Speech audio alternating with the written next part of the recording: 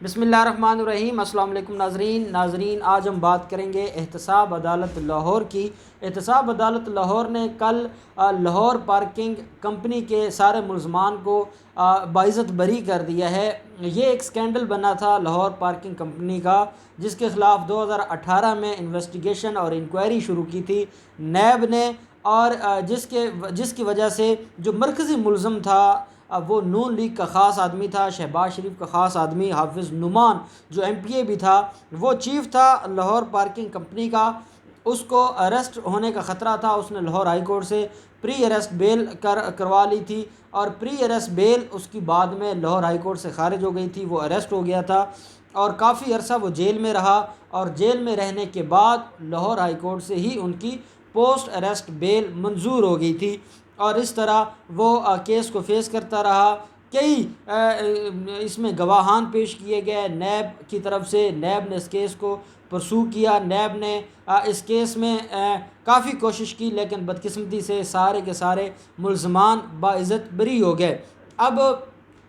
کن پوائنٹس کے اوپر یہ بری ہوئے ہیں ان کو ڈسکس کرنے سے پہلے میں آپ کو بتانا چاہوں گا کہ ان کے خلاف ایلیگیشن کیا تھا۔ جو ان کے خلاف کیس تھا وہ یہ تھا کہ انہوں نے لاہور میں ڈیسائیڈ کیا تھا کہ 246 جگہوں پر پارکنگ کی جگہیں تعینات کی جائیں گی، 246 ٹھیکے دیے جائیں گے، کانٹریکٹ کیے جائیں گے پارکنگ کے۔ جو سٹی ڈسٹرکٹ کا جو ریکارڈ تھا سٹی ڈسٹرکٹ گورنمنٹ کا، اس کے مطابق صرف 33 ٹھیکے دیے گئے تھے، اور جو نیب ان کے خلاف ایلیگیشن لگاتا ہے وہ یہ کہتے ہیں کہ 33 تو وہ تھے جو ریکارڈ کا حصہ تھے، اس کے علاوہ 132 وہ پارکنگ کے کانٹریکٹ تھے، وہ ٹھیکے تھے جو ریکارڈ پہ تو موجود نہیں تھے، لیکن پریکٹیکلی حافظ نعمان نے مختلف لوگوں کو وہ ٹھیکے دے دیے تھے، اور اس کے عوض بہت زیادہ وہ پیسہ کما رہا تھا اور امبیزلمنٹ کر رہا تھا، جو اس کے خلاف مین ایلیگیشن تھا۔ ساتھ اس کے جو دوسرا ایلیگیشن تھا وہ یہ تھا کہ جو باقی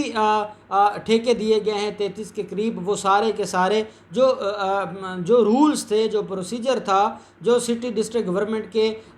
لکھے لکھائے قوانین تھے، ان کو فالو نہ کیا گیا، بلکہ ان قوانین کو سائیڈ پہ رکھتے ہوئے اپنی مرضی کے لوگوں کو نوازا گیا۔ جہاں سے کمیشنز ملی، جہاں سے ان کو مختلف طرح کے امبیزلمنٹ کی رقوم ملی، ان لوگوں کو نوازا گیا، اور یہ ان کے خلاف ایک کیس بنایا گیا تھا نیب کی طرف سے۔ لاسٹ ویک میں اس کیس میں جو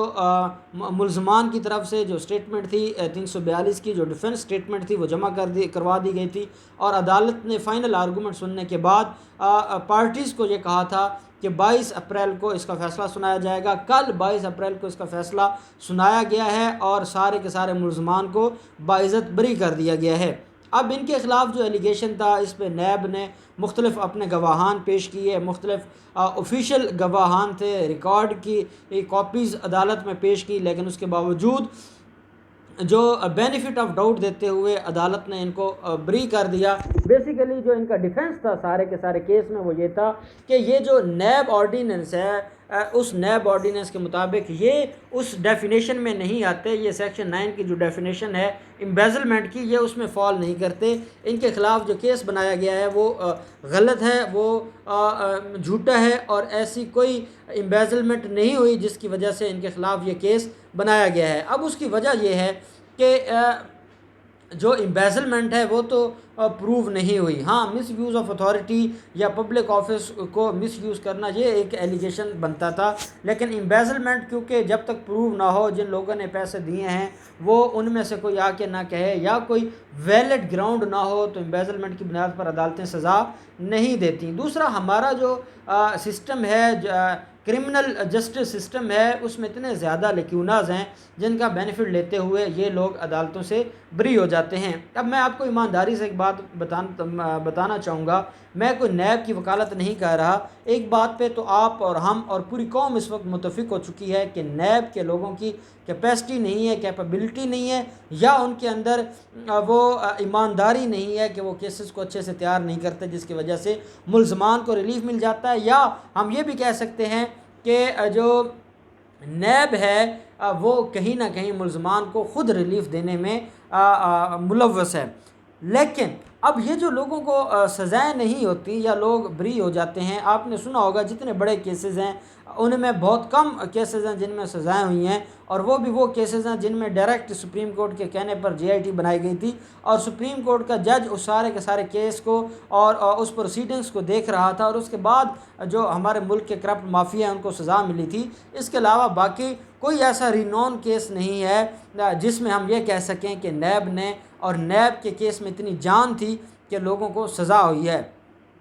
ہم دیکھتے ہیں نارکوٹکس کے جو لاز ہیں، اینٹی نارکوٹکس جو قوانین ہیں، اس میں ایک چیز بڑی اچھی ہے کہ وہاں جو کنوکشن ریشو ہے وہ بہت زیادہ ہے۔ ہمارا جو جرنل کرمنل لا ہے اور جرنل جو کرمنل سسٹم ہے، اس کے مطابق جو لاسٹ ایئر 2019 میں جو IG پنجاب پولیس تھے، انہوں نے رپورٹ سبمٹ کروائی تھی جب چیف جسٹس آصف سعید کھوسہ نے ایک جسٹس ریفارمز کمیٹی بنائی تھی، تو اس کمیٹی میں ایک رپورٹ سبمٹ کروائی گئی تھی IG پنجاب کی طرف سے، اور اس کے مطابق 69% ایکیوٹل ریشو ہے اور صرف 31% کنوکشن ریشو ہے۔ اب اس کا مطلب یہ ہے کہ ہمارے ملک میں جو کرمنل ہمارا جوڈیشل سسٹم ہے، اس میں 31% لوگوں کو سزائیں ہوتی ہیں، اور جو باقی لوگ ہیں ان کو بری کر دیا جاتا ہے۔ اب یہ جو لوگ بری ہوتے ہیں، اس سے ہرگز مراد یہ نہیں ہوتا کہ وہ بے گناہ تھے یا انہوں نے کوئی جرم نہیں کیا تھا، بلکہ اس کی وجہ یہ ہے کہ ہمارا جو سسٹم ہے، کرمنل سسٹم ہے، وہ اتنا کمزور ہے۔ 100 سال پرانے قوانین ہیں، ان قوانین کے اندر کوئی امینڈمنٹ نہیں کی گئی۔ ہمارا جو جدید ٹیکنالوجی ہے اس کو استعمال نہیں کیا جاتا۔ ہمارے ہاں جو عدالتیں ہیں وہ صرف اور صرف ڈائریکٹ ایویڈنس کو مانتی ہیں، وہ سرکمسٹانشیز ایویڈنس کو، جو ایک اسٹرانگ پیس آف ایویڈنس ہے۔ ابھی تک اس کے اوپر آصف سعید کھوسہ نے بھی بات کی تھی، اور آصف سعید کھوسہ نے کہا تھا کہ جب تک ہماری عدالتیں جو لوور کورٹس ہیں، وہ ٹرائل کورٹس، وہ جو سرکمسٹانشیل ایویڈنس ہے اس کو ایکسیپٹ نہیں کریں گی، تب تک ہمارے ملک میں اسی طرح ایکوٹل کا جو ریشو ہے وہ بڑھتا رہے گا۔ کہتے ہیں کہ واقعات جھوٹ نہیں بولتے، انسان جھوٹ بول سکتے ہیں، تو جو واقعاتی شہادت ہے جو پوری دنیا میں جس کو بڑا پریورٹی دی جاتی ہے، ہمارے ملک میں ہمارا جو جوڈیشل سسٹم اس کو پریورٹی نہیں دیتا۔ دوسری جو سب سے بڑی وجہ ہے وہ یہ ہے کہ ہمارا جو قانون ہے اس میں ریفارمز نہیں آ رہی، امینڈمنٹ نہیں آ رہی، پرانے قوانین ہیں اور وہی چلتے آ رہے ہیں۔ اب اکثر سوال پوچھتے ہیں ہمارے دوست، جب مایوس ہو جاتے ہیں ہمارے نظام سے، تو وہ یہ کہتے ہیں کہ میں جب جواب میں کہتا ہوں، کوئی کمنٹ کرتا ہے، میں ہوپ فار دی بیسٹ کہتا ہوں، تو اکثر لوگ کہتے ہیں کہ یار 70 سال ہو گئے ہیں، اب اور کون سی ہوپ کی باتیں کی جا رہی ہیں، اور یہ حقیقت ہے۔ لیکن اب کیا ہم نے خاموش تو نہیں بیٹھنا، ہم نے مسائل کو اجاگر کرنا ہے، اور ہم کیا نا امید ہو کے بیٹھ جائیں؟ اگر ہوپ کی بات نہیں کریں گے تو دوسری ہمارے پاس آپشن ہوگی کہ ہم نا امید ہو کے بیٹھ جائیں۔ اب جو اصل میں آپ کو پرابلم بتا رہا ہوں جس کی وجہ سے ہمارے ملک کے سارے مسائل ہیں، وہ یہ ہے کہ ہمارا جو جوڈیشل سسٹم ہے اور جو ہمارا جسٹس سسٹم ہے اور جو ہمارے لاز ہیں وہ اتنے پرانے ہیں کہ اب پوری دنیا میں کہیں اتنے پرانے قوانین اپلیکیبل نہیں ہیں۔ بدقسمتی ہے ہمارے ملک کی کہ آج تک پرانے قوانین، انڈیا میں بھی کافی ڈیولپمنٹ ہوئی ہے لیکن ہمارے ہاں ان قوانین میں کوئی امینڈمنٹ نہیں آئی۔ اس کی وجہ یہ ہے کہ قانون کس نے بنانا ہے؟ دیکھیں، ہم صرف عدالتوں کو گالیاں دیتے رہیں گے، یہ مسئلے کا حل نہیں ہے۔ عدالت پابند ہے اس فائل کی جس فائل کے مطابق اس نے فیصلہ کرنا ہے۔ اگر جج کو پتہ ہے کہ کوئی گناہ گار ہے، لیکن ہمارا قانون یہ کہتا ہے کہ جب تک اس کے خلاف کوئی ایویڈنس نہیں آئے گی جج سزا نہیں دے سکتا، یہ ہمارا لا ہے۔ اب اس قانون میں کس نے امینڈمنٹ کرنی ہے؟ اس قانون میں امینڈمنٹ کرنی ہے ہماری پارلیمنٹ میں۔ اب ہماری پارلیمنٹ میں ان پڑھ لوگ آتے ہیں۔ پہلے BA کی شرط تھی، تو ہم نے دیکھا کوئی ایران سے سندے بنوا کے لے آتا تھا، کوئی کہیں سے ڈاکومنٹس بنوا کے لے آتا تھا، اور پھر جو جیلی ڈگری سکینڈل بنا تھا، یہ سارے کے سارے لوگ، پھر ایک وقت آتا ہے کہ وہ جو کوالیفیکیشن تھی آرٹیکل 62 میں وہ ختم کر دی جاتی ہے، اور اس وقت کوئی کوالیفیکیشن نہیں ہے ایجوکیشن سے ریلیٹڈ۔ اب جب یہ سارے کے سارے، اب آپ دیکھ لیں ہماری جو پارلیمنٹ ہے اس میں میجورٹی تو ان لوگوں کے جو خود کرمنلز ہیں، جن کے خلاف کیسز ہیں، جن کے خلاف انکوائریز ہیں، ادھر سے کوئی نیب کی انکوائری بھگت کے آتا ہے، جیل سے رہا ہو کے آتا ہے، ان کو وزیر بنا دیتے ہیں۔ یہ ہمارا نظام ہے بدقسمتی سے، اور عمران خان بھی مجبور ہے، یا تو عمران خان کو قوم ووٹ کرتی اور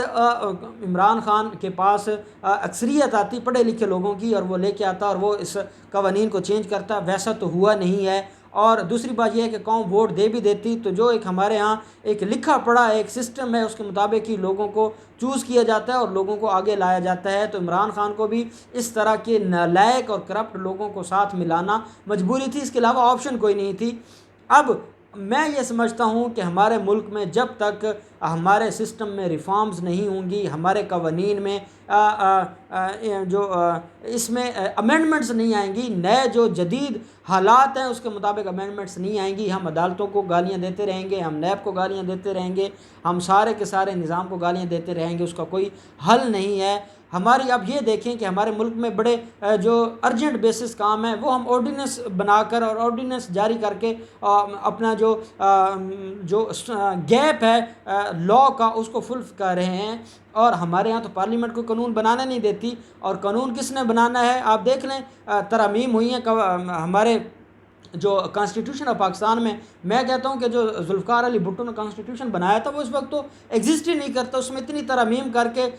جو ان کا دور گزرا ہے آصف علی زرداری کا اور نواز شریف کا, انہوں نے وہ اپنے مطابق ڈھال لیا ہے کانسٹیٹیوشن کو. جو ان کے اپنا مقصد ہوتا ہے اس پہ ترمیم آ جاتی ہے, جو ہم پبلک کا مقصد یا اس سے ریلیٹڈ چیزیں ہوتی ہیں اس پہ ترمیم نہیں آتی. اب یہ جو نیب کے لوگوں نیب نے یہ جو کچھ کیا ہے میں سمجھتا ہوں کہ ٹھیک ہے, نیب کے لوگوں میں ایمانداری اور ان کی جو ایفیشنسی ہے یا ان کا جو کیپیسٹی ہے اس میں کمی ہو سکتی ہے, لیکن یہ بھی حقیقت ہے کہ ہمارا جو کرمنل جوڈیشل سسٹم ہے وہ اتنا کمزور ہے. جیسے ثانیہ ساہیوال جیسے سارے لوگ بری ہو گئے, اب ساری دنیا نے دیکھا کہ وہ بچوں کو مار رہے ہیں, وہ لوگوں کو مارتے ہیں لیکن وہ بری ہو جاتے ہیں. یہ ہمارا نظام ہے, جب تک اس نظام میں کوئی امپروومنٹ نہیں آئے گی تو میں نہیں سمجھتا کہ کوئی بہتری آئے گی اور کچھ ہوگا. اللہ پاک ہمارے ملک کا حامی و ناصر ہو اور اس ملک کے حالات بننے, اور ہماری پارلیمنٹ کو اللہ پاک اتنی عقل دے کہ وہ نظام میں تبدیلی اور ہمارے جو قوانین ہیں ان میں تبدیلی کریں تاکہ یہ جو کرمنلز ہیں یہ سزاؤں سے نہ بچ سکیں اور یہ عدالتوں کے بہر آ کر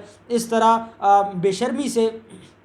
پریس کانفرنس نہ کریں کہ ہمیں عدالتوں نے کلین چٹ دے دی, ہم تو بے گناہ تھے. اور اللہ کرے کہ ہمارا نظام اتنا بہتر ہو جائے کہ سارے لوگوں کو جنہوں نے جرم کیا ہے ان کو سزا ملے. بہت شکریہ.